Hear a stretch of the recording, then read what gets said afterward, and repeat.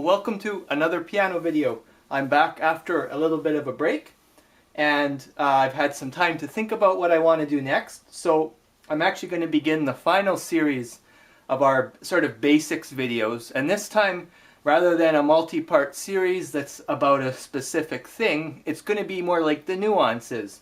I'd like to teach you sort of the other things you might encounter, mainly if you're trying to read music, because my assumption as you're watching these videos is you want to learn how to play pieces, which means you're going to probably have the sheet music somewhere, and I want to teach you the basic skills that you could unpack that. So what we're going to do now is we're going to turn to the next natural thing, and that's rhythm. So the good thing about taking a little break is my marker, my favorite marker, has had a chance to, I guess, get whatever it is that makes it run, you know. Not dry anymore, put the cap on for a while. So I'm going to be able to make nice and clear notes for you to explain things. Now, you'll notice something when I started this video. I was practicing, and I have this little thing. It's a metronome, right? It's kind of just like a little heartbeat. There on this dial, okay, so on this dial right now, this speed is 60 beats per minute. Okay, this is rhythm. So this is the thing, when you're playing music, it has to have a rhythm. Now, when you're performing, this thing's not on. I mean, people don't want to listen to that. But when you're practicing and you're training, this is critical. Because what's happening is you are training yourself to remember a beat. And there's no imagining in your head. If you don't use the metronome, you might count the beat of the music, but you sometimes speed up or slow down. This thing will not speed up or slow down. So think of this like a drill instructor. When you practice anything, you should have this on like almost all the time. It gives you deliberate practice so for example, the thing I was playing, right?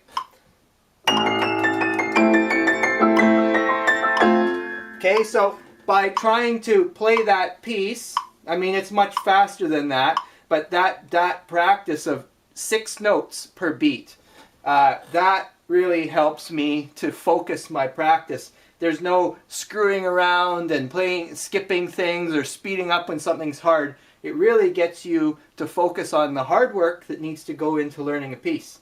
So what does rhythm look like in notes? Right, so that thing I was just playing, there was like, I was counting out 6 notes for every beat. Well, how do we know what this is? Well, let's go back to our musical staff here. So we're going to draw our seagull, right? The seagull on its side, that's the brace, right? And so what you're always going to see in music, the first thing they're going to tell you is where the what these clefs represent. So remember our map, our tonal map, right? So standard one has the treble clef, and then the bass clef sort of drawn in here like that.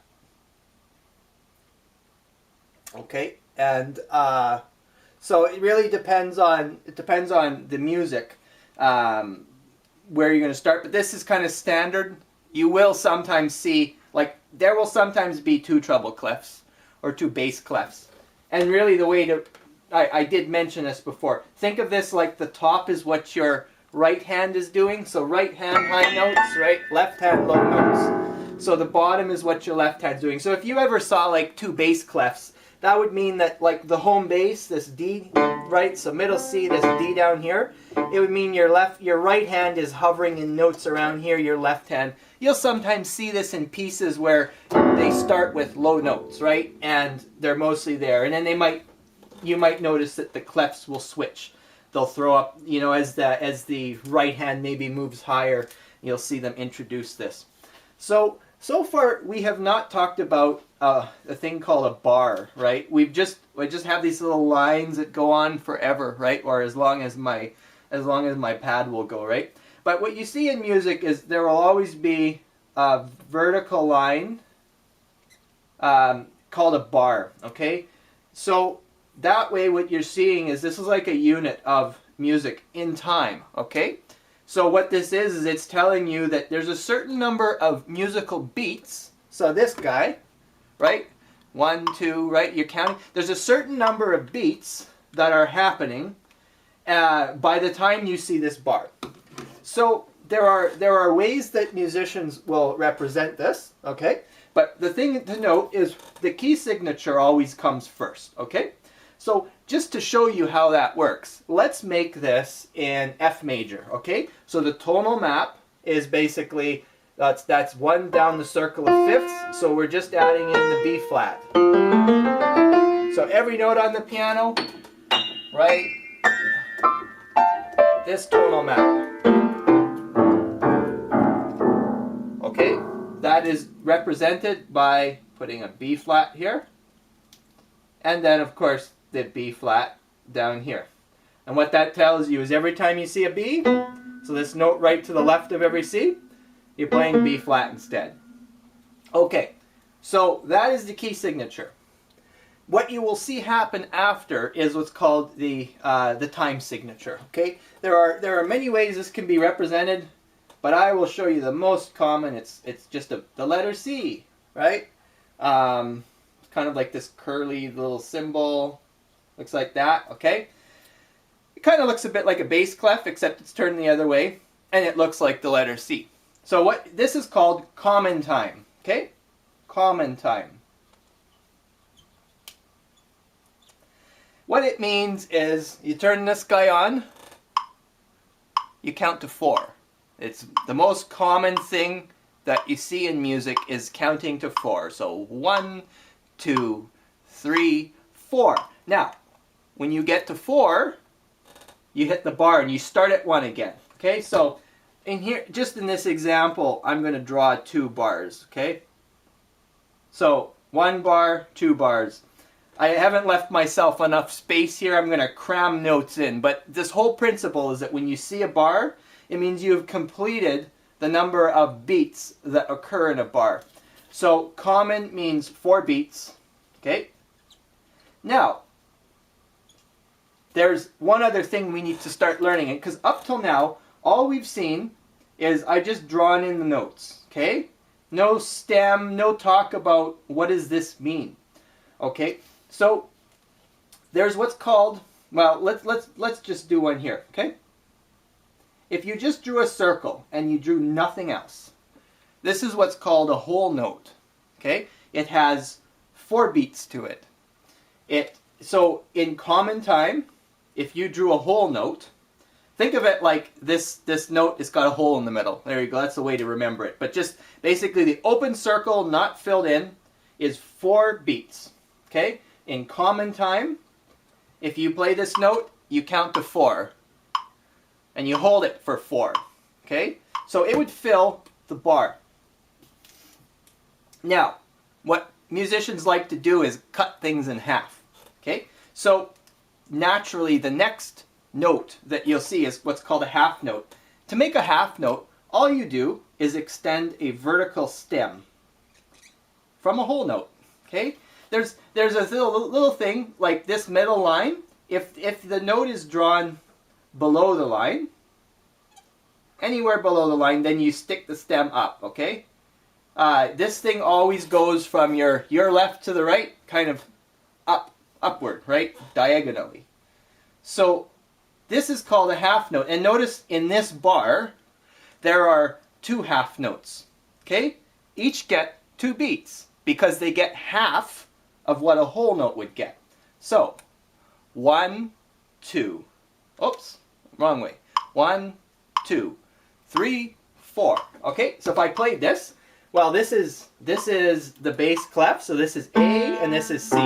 So what it would be, how I would interpret this would be 2 beats for the A, 2 beats for the C. 1, 2, 3, 4. Okay, so that's that. Now I told you musicians like to cut things in half. So what is half of a half? Well, it's a quarter. If you want to make a quarter note, the next thing you do is you take this half note and you fill it in. Okay? So we're getting to this familiar little thing that I was doing earlier. When we weren't talking about rhythm, we we're just talking about where the notes are, right? So this thing, now you can't just, as it turns out, this isn't a note. You can't just do, but often when we're just doing notation and we're not talking about rhythm, this is an easy way to throw down the notes, okay? Composers like to do that because they're in a hurry to get down their melodies and harmonies and they just want to plot the notes down. So fill this in. It has to have a stem. That's important. That's important. A quarter note needs to have a stem. So what we're going to do, if I just left this bar would be wrong because we need 4 beats to a bar.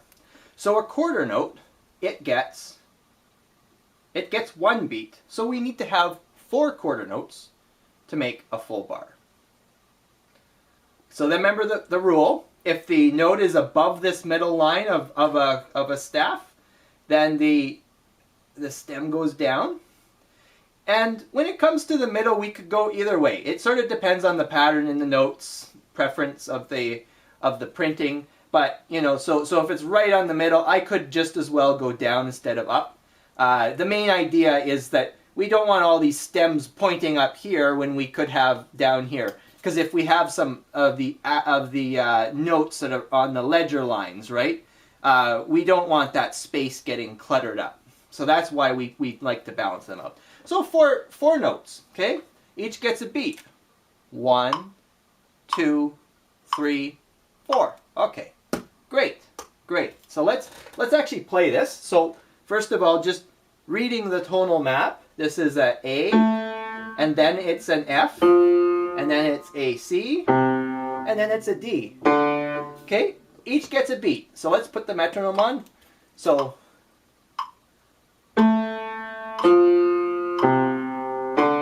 Okay. 1 beat per note. So a quarter note. So when we talk about common time, I said 4 beats, and I had to kind of stop there because it's like, well, 4 beats of what, right? That's important. 4 beats of what? Well, common time, 4 beats of quarter notes. My writing is bad. I guess I missed my calling in life as a doctor. So anyway, that says quarter notes. Not really important because you could hear me. So 4 beats of quarter notes. The reason that's important is there are different signatures where sometimes it's not the quarter note that gets a beat. But in the most common times, and almost like most of the music you're going to see, you'll see this C, letter C, it's common. Okay, it's called common time. Now there's another way this can be written. So I'm going to do that for you. It can be written like this. 4, 4. This actually looks like a math fraction, but there's no line. Like in a math fraction, you've got like 4 over 4, right? So think of a math fraction, except this line has been erased. Okay, that's important. That's going to be important because in music notes, the number on the top, which would be like the numerator, that is the number of beats per bar. The number on the bottom, which kind of looks like a denominator, sorry. So it looks like a denominator. That is the type, so this is where the fraction is helpful. Because if you imagine this just as 1 over whatever this number is, that's the type of note that gets a beat. So a quarter note is a quarter, right?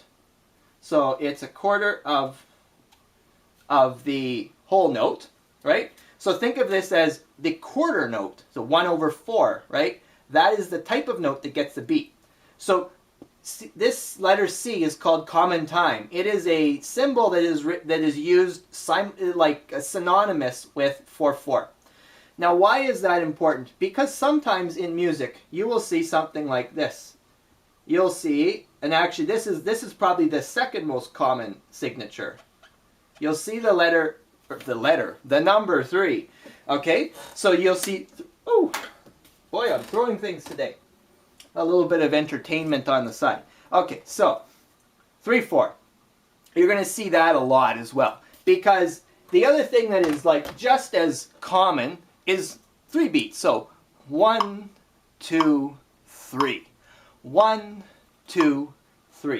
Okay, there's a lot of, especially in dances, because music evolved as a thing for the courts, right, where bards were playing and people were being entertained.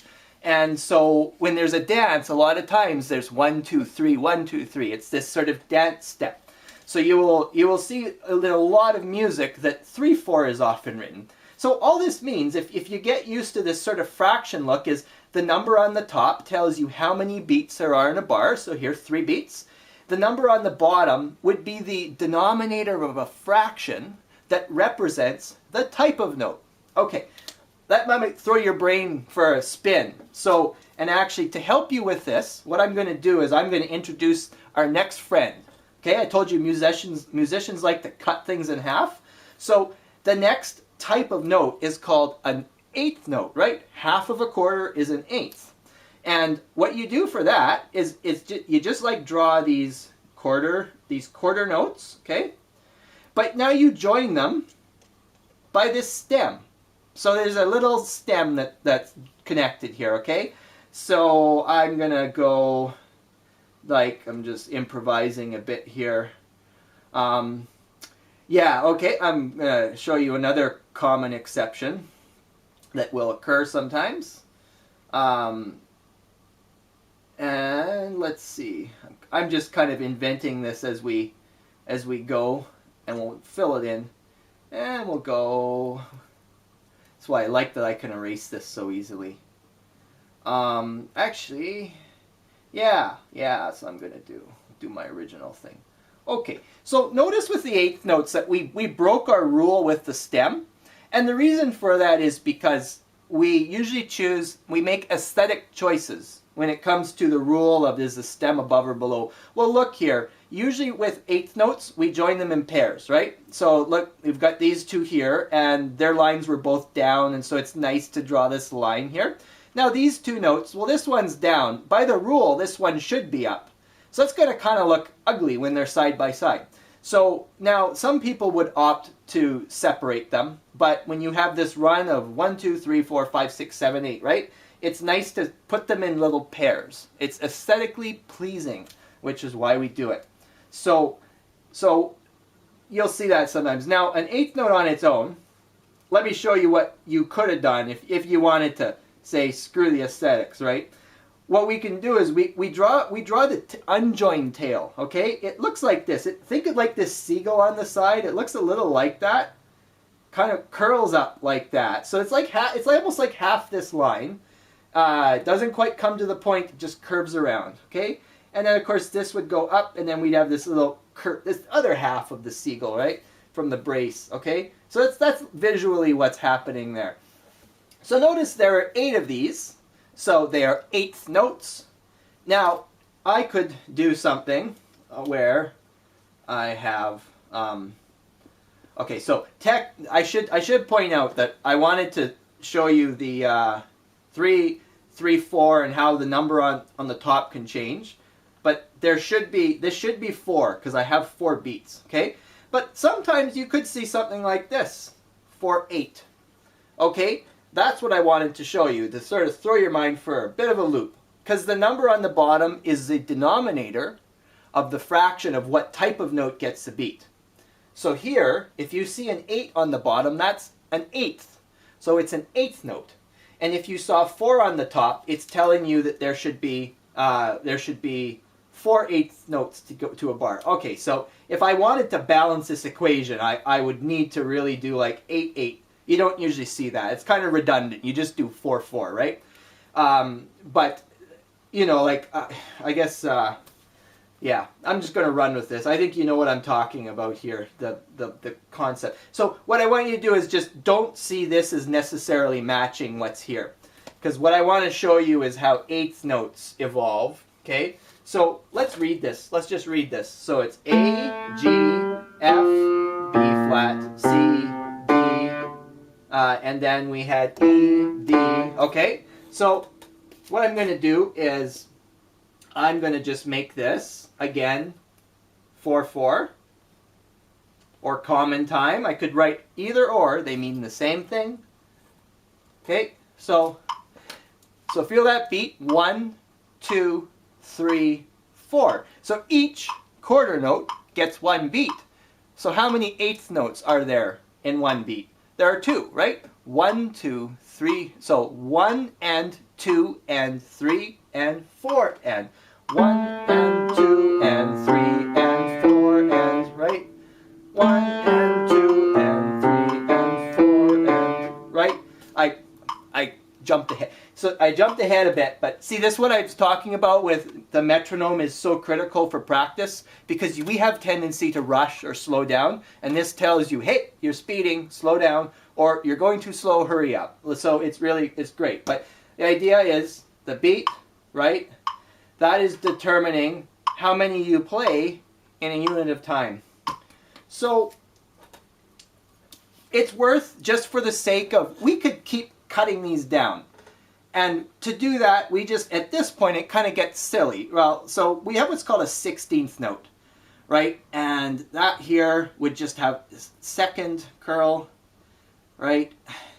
So just think of an 8th note, but now you're adding a line. It's like we played a game, right? We started with a circle, then we added a stem, then we filled it in, then we gave it a tail, then we added a stripe to its tail. So the logical progression from here continues as you would expect. It is just another stripe to its tail. Think like all the black belt, the stripes on a martial arts belt. As you add stripes, you keep cutting in half, okay? So for example, this is a 16th note, and I would need to, just for balancing the bar, making sure there's enough beats, I would also need to add, I would have to add 8 more notes, right? There should be a total of 16 notes to make a total beat, because each of them is a 16th. And you would, in the rhythm, you would go, so right, usually when you count them in your head, you think 1 E and A, right? So to cut in half, you go 1 and 2 and if you're cutting in half, 1 E and 2 E and 3 E and 4 E and okay? It's a bit, I mean, it sounds better when you're quiet and you don't say it out loud, but that's in your head. You have a way of thinking about each little bit of the beat and how it's translating to the notes, okay? So I would need more. The idea, though, is one beat, I'd play 4 notes, right? Because each beat is a quarter note, and there are 4 16ths in a quarter. So we could keep going like this. Add another stripe. This is called a 32nd note. And we can add another stripe. This is called a 64th note. Beethoven loves to do stuff like this in his piano sonatas, because people used to complain that his stuff was too fast. So he would actually put like the slowest tempo, like he would say play, it's called Largo. Largo is really slow, like listen to this, 2, 3, 4. Sometimes it's written grave, which is Italian for just sort of slow and dead, like almost like a funeral march, right? So, but he would do stuff like that, and then he would put it all in like 64th notes, just because he's like, well, you're complaining that it's too fast, so here you go. Well, it's actually not fast, you know, so it was a bit of a joke in his day. So you don't see a lot of this, but if you ever do, just know that every stripe you count up from the first one, you're halving it from the 8th note, okay? So we'll take these lines away. Really from here, when it comes to rhythm, there are a few more nuances that we talk about before we close up the video. Oh boy, these lines are everywhere. Probably just have to redraw it entirely. Let's not worry about this bar being balanced for number of beats right now. Let's just talk about how this number can change with what we now know, okay? So we often have 3, 4, okay? This bottom number can change to reflect what's getting the beat. So we could have 3, 8. And what that would tell you is the 8th note gets the beat, and there's 3 of them. One complete bar has 3 8th notes, okay?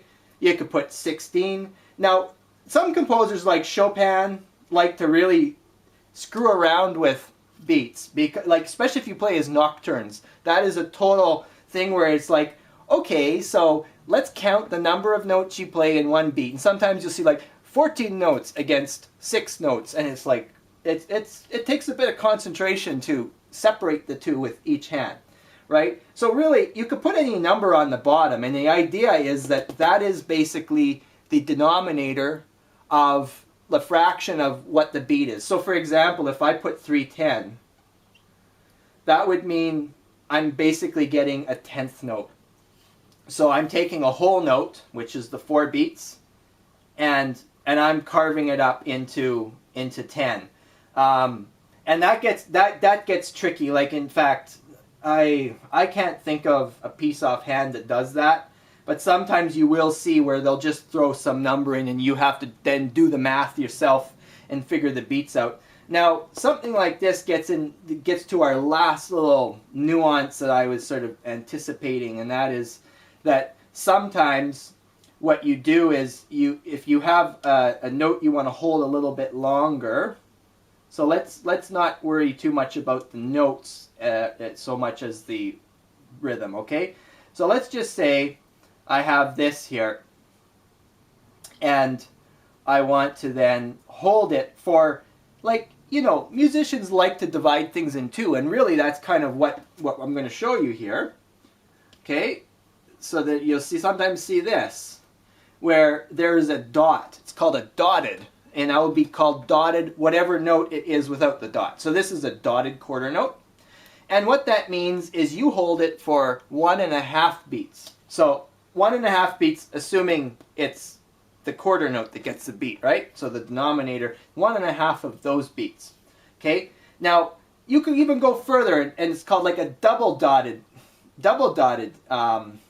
quarter note. And what that means is you hold it for a quarter note and an 8th note, and then a 16th note. So what you would do is it would be like 1E and 2E and ah, right? So 1E and 2E and ah, right? So you have to count that in your head.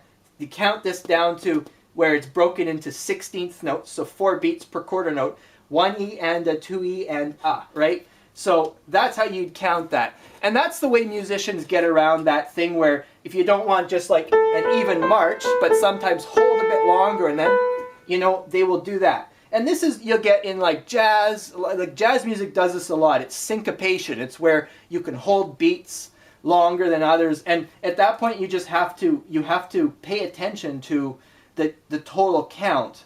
And so sometimes you'll see notes, if it's the same note, they'll be joined by a slur, right? And that's another way that musicians can get you to hold a note for longer. You'll often see that where the left versus the right hand have different rhythms. That's the syncopation that you'll especially in jazz, you encounter it a lot. So important to know. The last little thing that we should talk about is the absence of note, and it's called a rest, okay? Now, I admit for the life of me, I always struggle with how to draw a rest, so I'm cheating right now. I guess a way to look at it is, think of it kind of like you're doing the number 3, but you don't quite complete the top. That's a kind of quick cursory. So this is called a quarter rest, okay? This is called an 8th rest, okay? And that you could go on from there to, oh boy, I need to look up a 16th. Yeah, that's what I thought. So, okay, 16th rest just has 2, 32nd has 3. So that's really, we're going to get rid of these notes here, and I'm going to stack up all the types of rests, okay? So, this is called a half rest. This is called a whole rest. Okay, so this is a logical progression. These often, it's easy to get them mixed up. Think of it as half note has a hat, okay? It's a hat, it sits on the top of the line like a hat. Once you got that straight, the whole note is just the other possibility, which is under the line, okay? So half note gets, is like a hat. So what these rests are actually saying is, this is saying that you hold it for 4 beats. It's like a whole note. It's basically, it's the equivalent of a whole note. It's just instead of actually hitting the key, you are staying silent. Now that might seem like stupid because it's like, well, why don't you just not play the note? But remember, this is a map in real time of notes. And this is the right hand and this is the left hand. So technically these bars must always be balanced. So if you have a bunch of notes in the left hand, right, and your right hand's doing nothing, the correct way to represent that in music is to put rests. Okay? Like you could maybe have some notes and then you stop for a beat, right? While this hand goes on. And that is what rests are used for. So the whole rest under the line is for the whole note, right? The half rest, which represents 2 beats of quarter notes, is on the top like a hat. I'm going to draw this note under. The quarter rest kind of looks like a chopped off number 3, squashed a bit. You know, you probably, if you're curious, you could look this up and draw it. There's a little bit of like a point and whatnot there, but like the quick way to do it is just like this. And then of course, just like you got your 8th note, 16th note that gets the stripes added to its tail, right? With the rest, you have what they call an 8th rest. So it actually, you know, it kind of looks like a lopsided 8, like quarter note. Like, or I sometimes see like a golf club. It kind of looks like a golf club going sideways. It's a good way to remember it. And then, except, you know, or another way to look at this is like a plant, like a bean that gives off little pods. The reason that image is also helpful is because as you half the rest, you add a pod, right? So the 30-second rest has 3 little pods on it. So these are the friends you're going to encounter as you start reading music, and this will help you learn to start using this and to, oh boy, I'm going to speed it up. That. Yeah, so see, it can be fast. This is 132 beats per minute. Let's go one. So, that piece I was playing at the start, like it's supposed to go that fast, and like I'm going to be a little while learning how to play it that fast. But how do I learn it? Well, I slowly increase the rhythm, right? So take 84 beats per minute.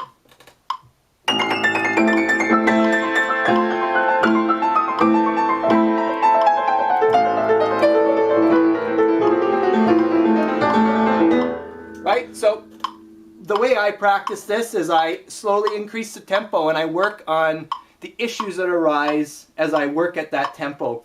And likewise, as you read music, this whole idea of tempo and rhythm will be a map for you. Like the lines themselves are a map of what note to hit. Okay? The notation, so this whole idea of the rhythm notation, that tells you exactly when your finger should go down in real time. And this signature here, this time signature, it tells you how many beats there are in a bar, and it tells you what type of note gets the beat. So really what this is it's like your cheat sheet at the start, your crib notes. So now you can go in and interpret the music and know exactly when your finger's got to come down. And then once you memorize that, you work on these drills to perfect the piece at the tempo, okay? So this is rhythm. There's more to rhythm, of course. I mean, there's a reason why people are in piano lessons for like 8-9 years. There's a lot of little things we encounter, but we are going to talk about these as they arise, because I'm really excited to start doing videos about specific pieces. And in that case, we'll actually have the music, and we're gonna pick it apart using all these skills. So really what I want these videos to be up there so that you can go back and refer to this. So if you're like, wait a minute, what's this quarter rest he's talking about? Well, you can go back now and you can see this chopped off 3 thing here. Well, it's a quarter rest, and you can watch this progression. So I'm trying to make this something useful as a reference, because I'm going to be forging ahead and I'm going to start digging into specific pieces, and who knows what other adventures I'll get up with this. But I'm not going to make these videos every day. I think it's just going to be when I have time. And I will continue with another thing in the nuances of piano. Probably going to actually start talking a bit about I think in the next video, I mean, we'll talk about some more about tempo, but particularly there are words that often appear or letters that mean things. Like you'll sometimes see a P or an F. Or they're Italian. A lot of times there's Italian words. What do they mean? This is another layer of interpreting what you should be doing with the music. So we'll talk about that, and the other nuance that'll probably be its own video is the actual touch. When you hit a note, are you playing it like this? Are you playing it like this? Are you playing some notes like this? It's called legato. Are you playing them like this? Are you stressing the first note? Right? So all of that is represented by notation. These are the very fine touches. As you become sort of a master pianist, that is what separates a master from amateur. The ability to get things right down to the touch and the timing of the fingers, and that will kick your butt. I mean, it kicks my butt all the time. But paying attention to that will let what you play really shine. And so I'm gonna teach you what they all are, and the idea is you'll have a roadmap and you can work on this on your own time. So back I go to the keyboard, and I hope this has given you lots to think about and lots to work with, and start practicing with some music and trying to apply this, and we will pick up on this in other videos about other pieces. Okay, so keep practicing.